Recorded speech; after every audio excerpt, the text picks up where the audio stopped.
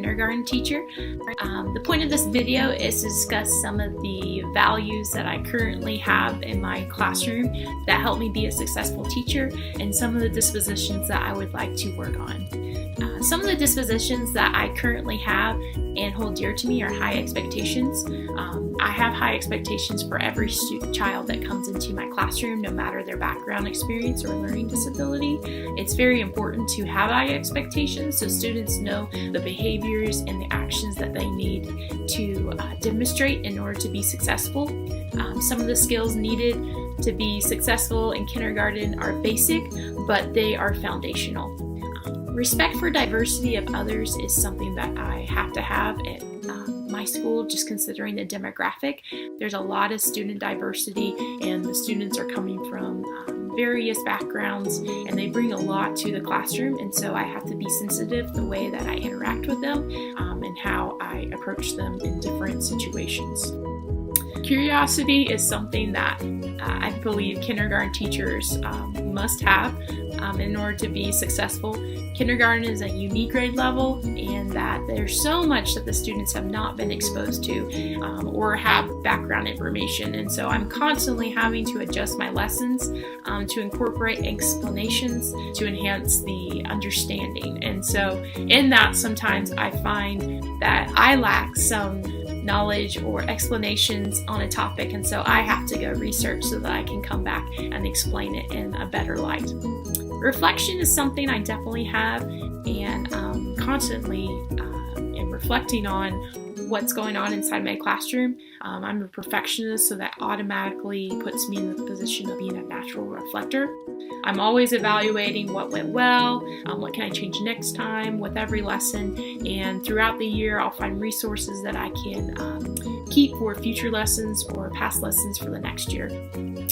Compassion is one that, especially at this grade level, I have to demonstrate each and every day, just because I spend more time with my students than their parents do, and so that puts me in a position that is very important and foundational for their development, socially and emotionally and developmentally. So those are a lot of aspects that I have to keep in my mind at all times. Whenever there's a situation come up, it's how can I teach a student to be kind? How can I explain the situation so that they have understanding? And how can they improve for next time? Dedication, fairness, and professional conduct all intertwine. I feel like since I have dedication to this profession, I have a professional conduct that is fair in the way that I interact with others, in the way that I present myself to parents, the information that I tell them, and how I communicate to them. All those are necessary in order to be able to be an effective communicator and also educator. Two that I would like to work on are honesty and advocacy. I picked these dispositions just because I see areas of improvement and throughout the school year with these two. I chose honesty because there's a lot that's coming right now from the state and from my district that is changing the way that we interact with students and just the model of the classroom. And sometimes they are helpful suggestions and new things to be implemented, but sometimes they're not the best. And so I want to be more honest with my administrators because I represent my students, and I want to be able to give them a better idea of how I really feel about something. And I also want to be able to incorporate the things that I'm learning throughout my graduate studies and bring them into real life. Advocacy is the other one that I chose that I need to improve on. There are a lot of times where there are school events that I'm not present at just because it's been a long week or it's just extra hours at school. So I want to be very proactive in choosing certain events to be present in inside the community and inside the school. So those are two that I would like to improve on. To me, a professional has all of these dispositions, and it's very apparent that they are always working to improve these.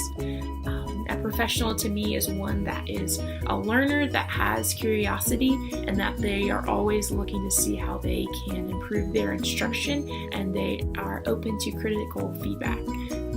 So I would like to continue to work on these dispositions and make sure that I always keep them in check so that I can be a very effective teacher, but also a great teacher. Thanks for watching.